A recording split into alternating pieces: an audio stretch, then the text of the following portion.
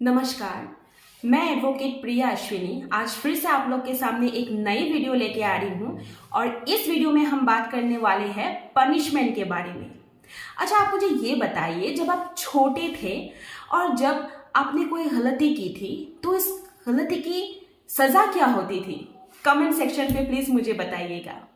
जब छोटे बच्चे कोई गलती करते हैं तो उनके टीचर या उनकी मम्मी उनको क्या करते हैं, जैसे कि मान लो आप जब छोटे थे आपने कोई एग्जाम लिखा है और उसमें कई सारे वर्ड्स ऐसे आए जो रॉन्ग हुआ था, तो उसको सुधारने के लिए या उस गलती का एहसास करने के लिए, उसको सुधारने के लिए मम्मी या टीचर हम लोग को एक ही काम देते थे और वो है कि उसी वर्ड को बार बार लिखना, 100 टाइम्स लिखो, जब तक जब तक हार ना माने तब तक लिखो, 50 टाइम्स लिखो, या कान पकड़ के बस उठक बैठक करो, या जाके कोई भी कमरे में बंद कर देते और बोलते हैं कि आज ये सब मेमोराइज करो, जब तक मेमोराइज नहीं होता है मत निकलो। करेक्ट? वैसे आप लोग को क्या क्या सजा मिलती थी मुझे कमेंट सेक्शन पे बताने के लिए प्लीज मत भूलिएगा।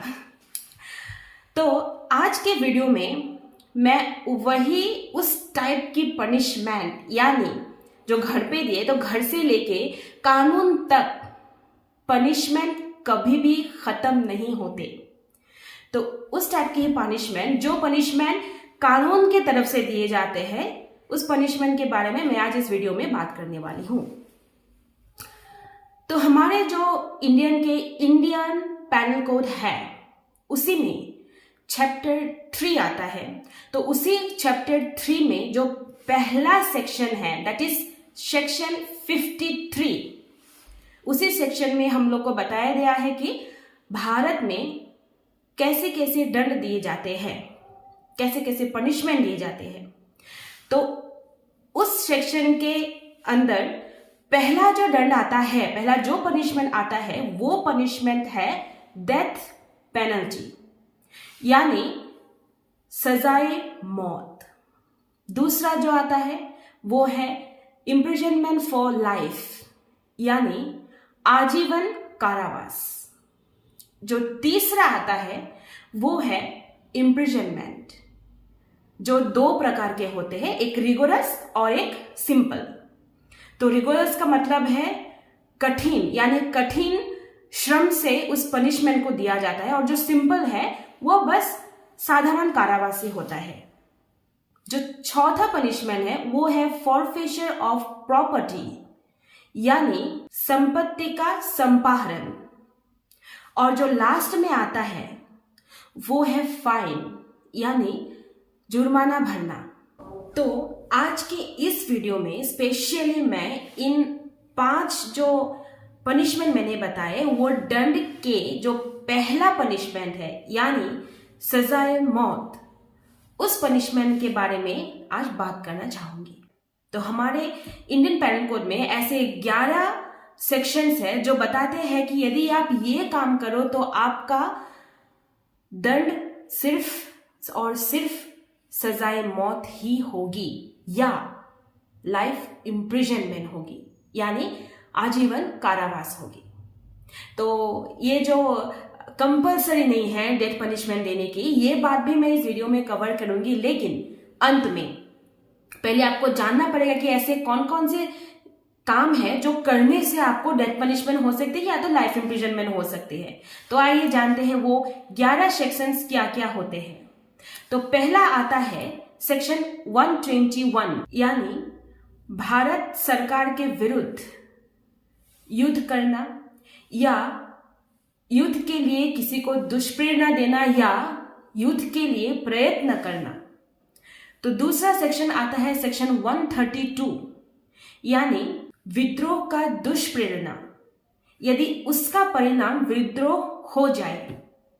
इसका मतलब यह है कि अगर कोई भारत सरकार की सेना, नौसेना या वायुसेना, यानी आर्मी या नेवी या एयरफोर्स के किसी आधिकारिक सैनिक या नौसैनिक या वायुसैनिक के द्वारा विद्रोह किए जाने का दुष्प्रेरणा करेगा, जिसके परिणाम स्वरूप विद्रोह हो जाए, तो ऐसे व्यक्ति को सीरियस ऑफेंस के दोषी माना जाएगा, जिसका परिणाम हो सकता है सजाए मौत। तो तीसरा सेक्शन आते हैं सेक्शन 194। तो इस सेक्शन में बताया गया है कि मृत्यु से दंडनीय अपराध के लिए दोषारोपित करने के आशय से झूठा सबूत देना या करना। तो नेक्स्ट सेक्शन आता है सेक्शन 195A, जो कहता है कि किसी व्यक्ति को झूठे सबूत देने के लिए धमकाना या उत्प्रेरित करना, जिसके फलस्वरूप किसी दूसरे व्यक्ति को सजा मौत सुनवाई की गई है। उसके बाद आता है सेक्शन 302, सभी को पता है, मर्डर। उसके बाद आता है सेक्शन 305, जो कहता है abetment of suicide of child और इनसेंट पर्सन, यानी किसी व्यक्ति जो 12 वर्ष से कम हो, 12 ईयर्स से कम हो, या कोई इंसेन पर्सन जिसका दिमागी संतुलन जिन्होंने खो दिया हो, उनको अगर आप ये उत्प्रेरित करो कि सुसाइड कर लो, तो उसमें से वो व्यक्ति जिसने किया है उसको डेथ की पनिशमेंट हो सकती है। उसके बाद आता है सेक्शन 307, यानी हत्या करने की प्रयत्न करना। देन आता है सेक्शन 364A, फिरौती के लिए अपहरण करना, किडनैपिंग फॉर रैंसम। उसके बाद आता है सेक्शन 376A, रेप, बलात्कार। 376AB, 12 वर्ष से कम आयु की महिला से बलात्कार के लिए दंड, punishment for rape one women below 12 years of as.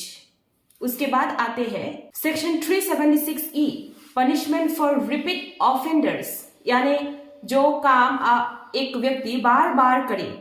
376 में जितने भी सेक्शंस है, ए बी सी डी जितने भी है, अगर वो बार बार करे तो वो सेक्शन 376E में आते हैं, और उसी सेक्शन के द्वारा पनिशमेंट फॉर रिपीट ऑफेंडर्स, ये बार बार करने वाले को मौत की सजाएं सुनाई जाती है।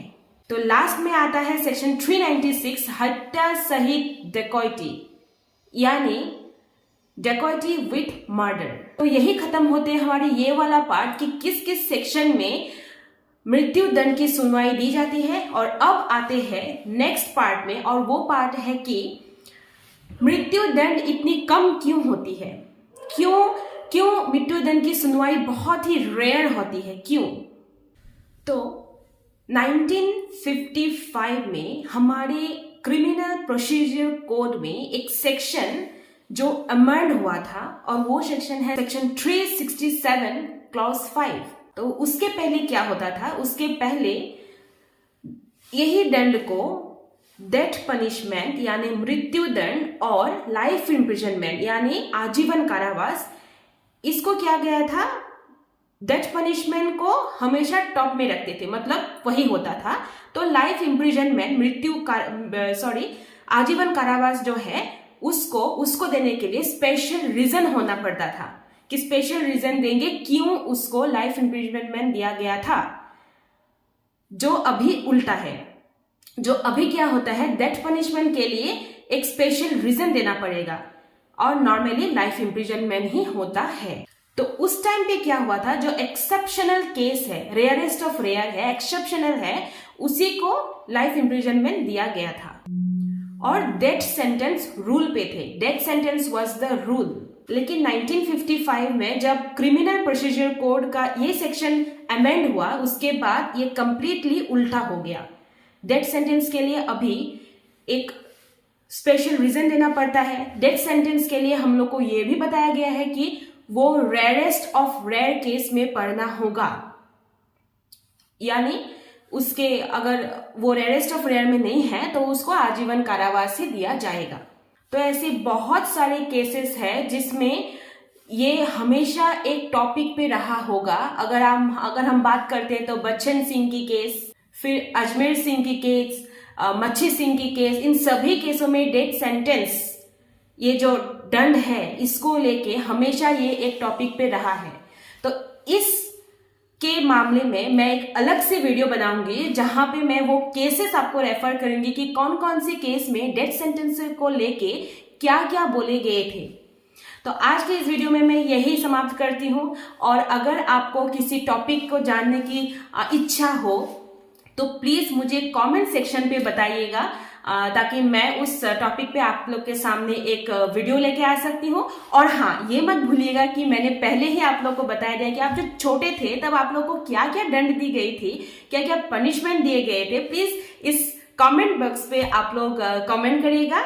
और जो लोग मेरे इस चैनल पे नए हैं, प्लीज आप लोग सब्सक्राइब करिए, ताकि मैं भी ऐसी और नई वीडियो लेके आ सकती हूँ और आप लोग देख सकते हैं। Thank you for watching the video.